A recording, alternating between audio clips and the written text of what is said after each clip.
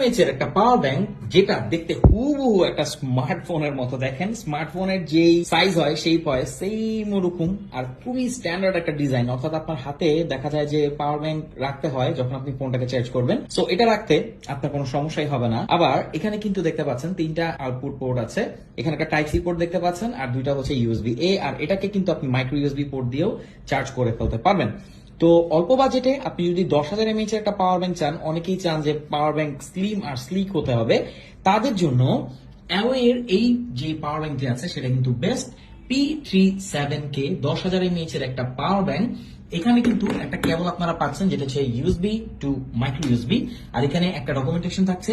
এই হচ্ছে বক্স, এই হচ্ছে পাওয়ার ব্যাংক। কেমন লাগলো অবশ্যই জানাবেন। আমার কাছে কিন্তু খুবই ভালো লেগেছে, কারণ একটা স্মার্ট পাওয়ার ব্যাংক আসলেই যে হাতেই থাকবে না কেন সুন্দরই লাগবে।